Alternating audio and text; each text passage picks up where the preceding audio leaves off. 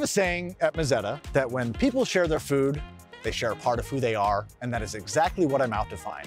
Good food with good chefs and great conversations in some of the best culinary cities the world has to offer. I'm Chef Andrew, and I cannot wait to take you on this journey with me through California and beyond, to meet with chefs and food personalities, to celebrate the rich culinary landscape that we're all a part of, one bite at a time.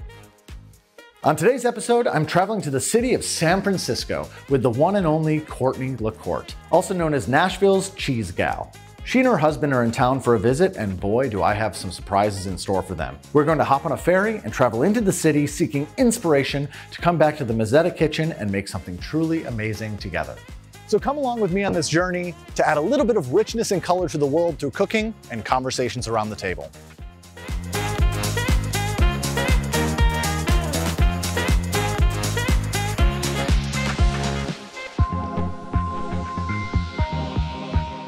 Cheese Gal, meet Cheese School. This is my home away from home. home. Are you ready to taste like 8 different cheeses?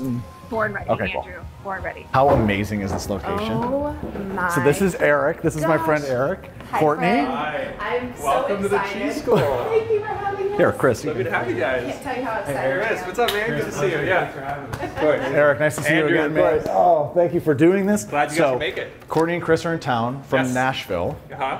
And Courtney is Nashville's Cheese Gal. That's what So they I've call heard. me. So I figured what better place to bring these guys than to see you at the Cheese School in San Francisco, beautiful Ghirardelli Square.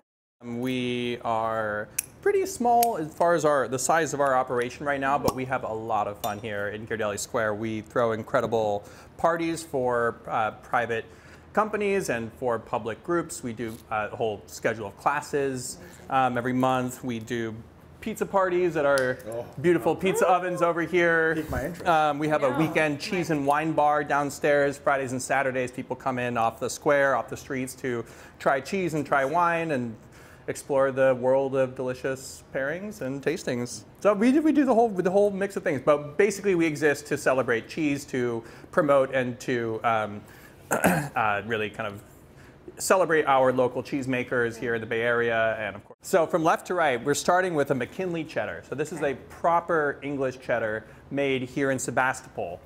So this is Sonoma County cheddar, fresh Jersey cow milk, proper Old English style, absolutely incredible cheese. Purple Haze, as you know, is a fresh goat's milk cheese with fennel pollen and lavender. Yep. From Paso Robles is the Scorpio from Shooting Star Creamery. This is a wash rind sheep's milk cheese. And then one of my all-time favorite blue cheeses from Valley Forge Cheese Company. This is the Grazing Girl. So it's a Gorgonzola style blue, and it has a beautiful natural rind with a basket weave exterior. Where do we start? So let's talk about this McKinley here. Why not, right? That's Thank you, sir. fabulous. Isn't that great? Never seen cheddar with texture like that. I know. What's so sort of rustic, Right. this with, those are perfect. That's So insane. real talk. Can I have another? Yeah, I mean, honestly, I think we got I you. could Yeah, eat yeah. that entire wedge. I think. Should we move on to the Purple Haze? Yeah. Please. All right. Oh, I'm so excited about this one. Oh, with Purple the cherry haze. peppers too. Yes. Those are my favorite. Yes. Thank Yes, you. sure, You guys good. do this first. Absolutely. Oh, man. Thank you. 100%. Oh man, thank you Our so much. Cherry peppers. This is always a fun one. What was for this me. one called? Purple Haze? Purple Haze, yeah, from Arcata, California, Cypress Grove. That's right. Famous makers of Humboldt Fog, Midnight Moon. Well, do we have any other cheeses to try? We do. So. Funny you should ask. Why don't we move on to the Scorpio, huh? All right. Oh yeah. Oh my gosh. Wow. That's funky, for sure. A little funk, but it's a lot more mild on the palate than it is on the nose. Yeah. It's one of those cheeses makes you stop and think, Yes. you know. Yeah. You know. Oh yeah. Thank you, sir. Cheers. Cheers, everybody. Thanks for coming to the Cheese This is School. so fabulous. Thank you for having us, yeah. I mean, It's is good, perfect.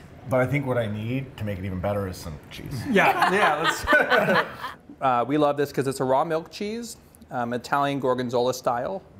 So it's a little bit pungent, but like not. Nothing wrong with that. I don't have words.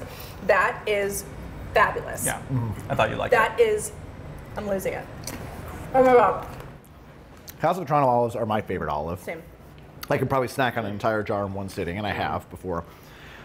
They're like, anybody who doesn't like olives, I always recommend going for a Castelvetrano olive, because they're not briny, they're buttery, and to go with that kind of like sharp flavor of the blue cheese. It works, but oh my gosh, that is gonna be. In the olive? Yeah. No, I'm like so excited. Courtney's gonna make some martinis for us. Oh, good. Yeah, When we go back to the we're gonna send you home with some of this Please. cheese. Yes, I assume. that's what I was gonna right? ask. No. Can we take some of these home? Yes, of course. Good food, good friends, good conversation. Yeah. Drink to that. Yeah. Good wine. Cheers to that. And dirty martinis to come. So. To go.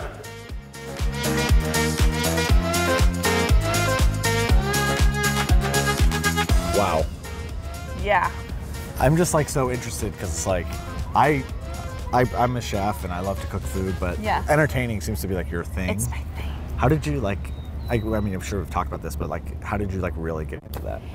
The funny thing is I have been like loving the idea of entertaining and hosting since I was a little girl. In fact, even just over the years of having my business, Cheese Gal, you know, we make and sell cheese boards, or did, you know, the top question I would get is, so has this always been your dream to own a cheese board company? And I'm like, no. Yeah. I used to pretend to be Martha Stewart. At 5 years old, I would have 2 fake cameramen, both named Dan, not sure why, but like little teddy bears.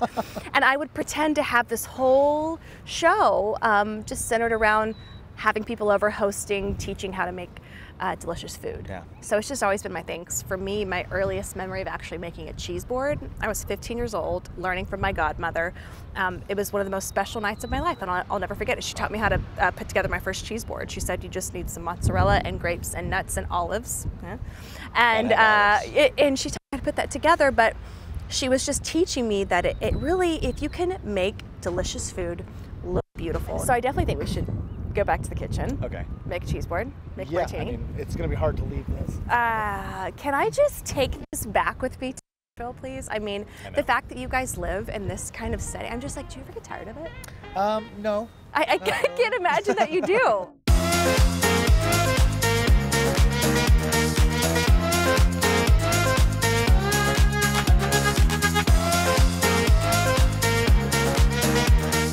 What a day. What an experience. Yeah. Truly. Like, it was like a day in paradise. For you, I bet. For me. Oh, it's like my Mecca. Drinking wine, eating delicious cheese. Wasn't Eric cool too? Oh my God, he was incredible. Yeah. He really knows his stuff. So now we're here. Yeah. This is why we went out into the world to come back here. Yeah. So I'm ready for you to kind of show me Show what you how do. to do it. So here's the thing, and I always say if you don't have both of these next things, then you're missing the mark. It has to be delicious, and then we're gonna make delicious food look beautiful. Awesome. But you gotta have both those components, which Sure. we know is already so good. Amazing. So I'm gonna show you how to turn that into a beautiful platter that you can serve for you or your wife, Okay. for guests coming over, or yourself if you having a low-key Saturday night at home. All right. All right, so this is going to be a little funny how I say this. I'm going to teach you how to cut the cheese. Okay. I can never say that with a straight face. It Sure. just is what it is. We have all of our beautiful cheeses from yesterday.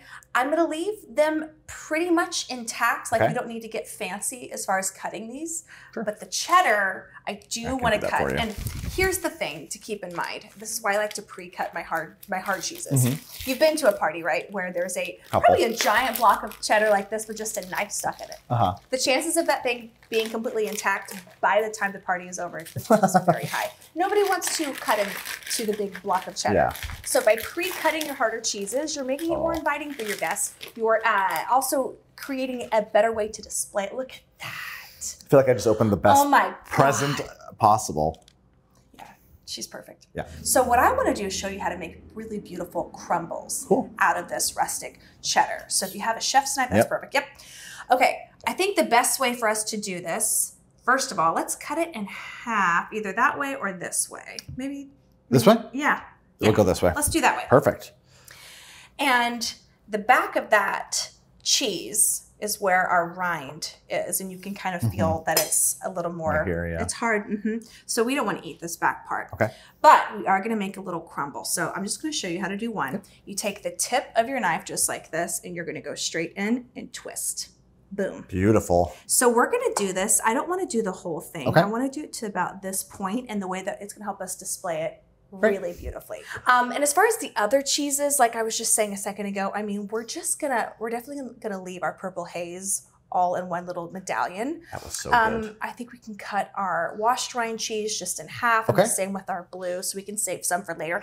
And we're definitely gonna have to use some of this blue cheese for our olives, for that dirty martini that I have been telling you about. I mean, not to toot my own horn, it's perfect. Food really is the language that we all speak. Sure. It's a universal language. So if you can take something that's delicious, make it look beautiful, put it in the center of a table, you're having these conversations with your loved ones, creating these memories, and it all comes back to the food, and in this case, the cheese. The thing with the cheese boards is on Instagram or whatever social platform you're seeing the photo on, it can look intimidating, but really when you break it down into steps, it's not intimidating at all. Now that we have our beautiful cheeses cut, we're just going to be using this great flat cheese board. Let's start with our little bowls, because we're going to put some fabulous olives. Okay, amazing. Which ones do you want to use? Antipasto. The antipasto? Yeah, sure. grab those. Also the pitted Castelvetrano, Okay, right? sure. Right here. Yep. I got you. Gorgeous.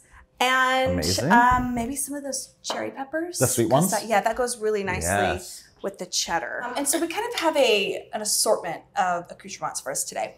Fresh fruit, my favorite thing to add to a cheese board. Number one, for the flavor, I think meat and cheese can be a little bit heavy, so it's nice to have things to brighten the palate. And I think as I'm building the board, I'm always thinking to myself, how can I elevate this? How can I make it look better? Because at the end of the day, it's going to taste the same. If you just put it on the board or put it beautifully on the board. I'm all about the perfect bite, building the bite.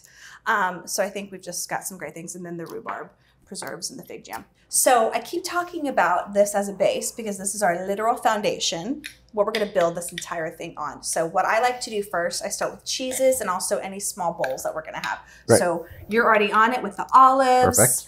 I'm going to go ahead and start with the different cheeses. We've got 4 gorgeous cheeses here today. One of my favorites is this beautiful blue. And it's just, I mean, look at the color, the texture. It's rustic, but we can leave this all in one little beautiful wedge. I actually want to kind of just do it straight like this. Okay. I want my cheeses to be somewhat spread apart so I can let them breathe and the flavors aren't mixing too much. They're still very distinct. I love how you cut this. It looks so nice and rustic. But again, it goes back to making this easy for our guest to graze. That's why we cut these up into little crumbles. That was the Scorpio, right? Oh my God, the Scorpio. I've been dreaming about that one. Delicious. I am going to, let's see, I'm trying to figure out how I want to do this. We're just going to put her right here. And then lastly, we have this medallion. I like how that looks. Okay, great. Okay, so now we have our cheeses plated. What we're going to do next is put around our little ramekins full of our gorgeous accoutrements. And we also have our jams. I'll get those in the bowls too.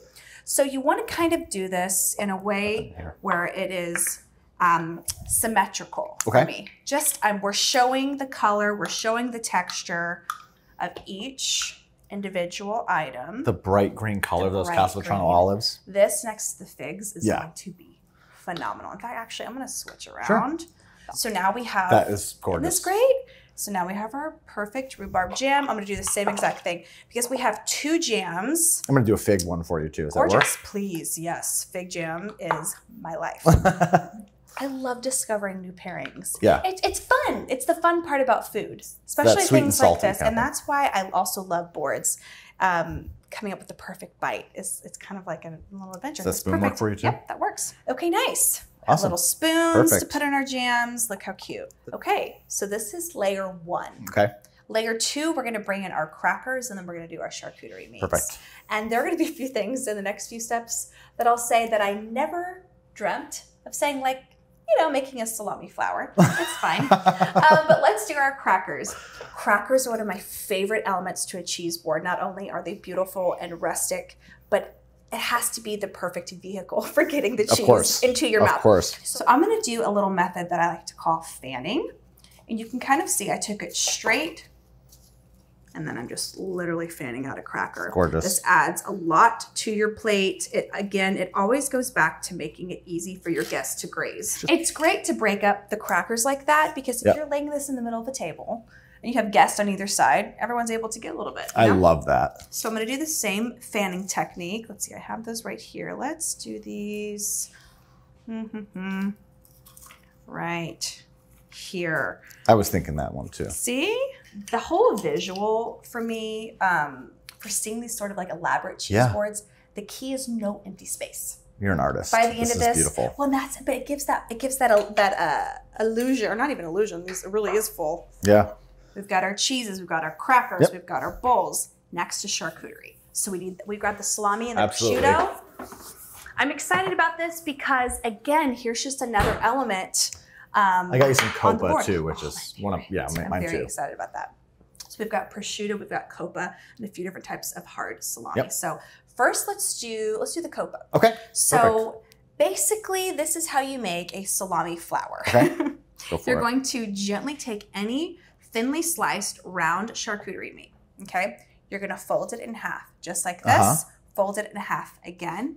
And you could, I mean, if you wanted to do a third, you could even do that. But this is, again, goes back to displaying it more interestingly. And also, I mean, it also adds a different kind of shape to the board too. And it just adds so much texture. Also easy I'll help you out for with your, that too. thank you, for your guests to graze. Now listen, prosciutto is really finicky. Very finicky. So you want it to be cold. Take it, like keep it in the fridge until right before you're about to plate it. And if you're buying pre-sliced, like this gorgeous piece, you're just gonna so carefully take off that paper, like really carefully. Better than I've ever done in my entire life. This is what I call a good prosciutto day. Sure. She wasn't sticking to the paper. Yeah. The thing with prosciutto is you want to try to minimally mess with it. If you mess with it too much, it gets like gummy and slimy. And nobody wants that on their cheese board. I'm going to ever so slightly kind of fold it. Beautiful. We're creating a little ribbon. I'm going to fold it in half again. And you see, it's just a better way to display the prosciutto. Look at that fold. Bravo, my friend. How's that? Gorgeous. Perfection. Okay. Beautiful. So we've got our prosciutto. I started our salami. I love what you did here. We're doing the same type of technique that I'm doing with the crackers. It's that fanning technique. It creates for easier grazing. Next, we're going to do exactly that. But I like to create, because we're working with a board that is flat like this, there's nothing to keep it in. We need to create little barriers, like little pockets for our things that could easily roll off, like nuts and the berries. So by using the dried apricot, you were right on. There you go. Beautiful. I'm going to take a couple of these at a time. So I want to create a little pocket in here to where my berries don't roll off. And I'm also, again, it goes back to I'm adding color, I'm adding visual interest, and I'm adding texture. We have raspberries and... Yes, raspberries and blackberries. And I love the raspberries with the wine. Well, I took that from Chris. I can't even take credit for that. My husband said it earlier. I'm going to pass it off as my own. So this adds a little fun pop. And we're going to put the blackberries next to right here. Beautiful. If you want to do that, I'll do the raspberries. You do the blackberries because you are a cheese guy. You are picking up already on how to do this. You're a great teacher, I will say. Thank you. Let's start with our nuts first. Grab the, let's do, pistachios or more. We're going to use all of them. Yep. I'm just going to get a couple of these and start to fill in my gaps. We've got some space here for nuts. Yep. You've got this. Gorgeous. Don't be afraid to stack. This is the part where any empty space you see, you start to fill up. I'm going to sound like a broken record here. It's about taking already beautiful, delicious food and making it look better. So if you'll pass me a whole fig, please. There you go. Thank you so much. We could put this on the board and it's gorgeous. Sure. Right? This is prettier. Absolutely. It's a more interesting way to display something. It just creates a fun way to display something. Oh, I like how you stack them like that. I like to do them in twos. I love them by prosciutto because fig and prosciutto is just my favorite. Yes, absolutely. Okay, so we've got that. We've got here. I like to do this seasonally. So summertime, I'm a fresh mint garnish gal. Love it. Look at this pop of green that this is adding. Yeah. It takes an already gorgeous board and it just steps it up. And you could probably do this with what? Rosemary, oregano, winter. Those are exactly the herbs that I use. Oh, awesome. Fall, winter. I'll do oregano, thyme, rosemary. Yeah. This feels very spring, very spring, summer. Boom, baby. Wow. Gorgeous. Gorgeous. Not hard. No, that was so easy. It looks so bountiful. Yep. And it's How impressive is that? Impressive. And you saw how simple it is. So you take this to a friend's house, you're going to dinner, or you're having people over for dinner. Make a big cheese board. Yeah. Who needs the 5-course dinner? Can we put some cheese? Do you want cheese knives for 100%. that? Oh yeah, we definitely need cheese Maybe knives. this little guy for the goat for the cheese. spread. I mean, it's so simple, but it's also, this is probably the best ingredients that you can find. Ingredients. We went out into San Francisco. We found the best cheeses that we could get, thanks to our buddy Eric at the Cheese School of San Francisco. Ghirardelli chocolate, but also the Mezzetta products. Yeah. Best of the best. And I'm not just telling you this. Chris and I truly, every single thing that you guys make, we're just like blown away. It tastes delicious. Yeah. Just the quality, you can tell. With that said, we have gorgeous, beautiful Mezzetta accoutrements on this cheese board. It really ties it all together. And I would dare to say, I feel this way with my dirty martini too. Without these ingredients, the board just isn't as good or the drink isn't as good. So You're the best. these are the ingredients to make the perfect dirty martini. Amazing. When I tell you it's perfect, I mean it's literally perfection. And I've had a ton of people at this point that have made my exact recipe, and they've all said, it really is good. And I'm like, told you. Told you. Well, you spent some time on this one too. We had enough pressure. Am I okay to drink wine? Is that gonna please, interfere? Okay. as will I. You can ask my husband. I literally made a dirty martini every day for the month of July last year. Wow. And our fridge was in war zone. Half empty olive juices and all this stuff. was. Like trying to prep dinner and it's just like a disaster. I had to really do the work, okay? I literally tried different vodkas, gin, olives, olive juice. It was probably midway through the journey until I found you guys. I found Mezzetta. Several of my followers suggested Mezzetta and Castelvetrano specifically. And it turns out it's gotta be this particular jar. If it's not this jar, it's not it. Okay. We've got our great shaker. It's full of high quality ice today. I was showing on my Instagram, I thought I was making another dirty martini, and I did a post. There was a guy that commented, he was like, well, that ice is very low quality. And so ever since then, it's just stuck. I'm like, you gotta use low quality, Everyone's a critic, ice, or else it's not working. Everybody is. So I'm gonna show you how to do this step by step. It's really easy. I'm very specific about this particular one. It's the perfect one to use. Belvedere vodka. My favorite, of course, the colossal Castelvetrano. Mezzetta, we're using both the juice and the olives. And then we have our gorgeous blue cheese that's actually on our cheese board as well. The Grazing Girl. Grazing Girl. Amazing. Yep, Grazing Girl blue cheese. It's a raw cow's milk cheese. It's delicious and perfect. Wow. And then, of course, our shaker full of high quality ice. So first things first, we're gonna stuff our olives. While our glasses are chilling, we're gonna stuff our olives. A friend of mine on the journey gave me a little tip. She said in order to like pipe the blue cheese a little bit easier into your olives, you put like your blue cheese in like a little bowl. Okay. We're gonna do a little splash of vodka here. I like that. Just a little, it makes it boozier, but also creamier. Little splash, that's perfect. Beautiful. And using a fork, I'm just gonna kind of do this. And you'll see the transformation. Oh, that looks gorgeous. Oh, don't want to miss that little bit. Oh my gosh. Yeah. No man left behind. Yes. Does anyone sell the cheese with the vodka already infused in it? That's I think we might be onto something. Yeah. Oh my gosh. You know, Chris, I might keep you. Innovation. Okay, we're going to make this a makeshift piping bag. Great. So while I'm getting the olives prepared, I'm gonna let you get the stuffing ready. I went to culinary school. I know how to do this. You sure did. This really helps. Those ice chips, I'm all about the ice chips. Okay. A lot of people like to put vermouth actually in the cocktail. I am not one of those people. I like to do a little rinse and discard. Perfect. So while you're stuffing, you just want the flavor, right? I just want it to kiss the glass.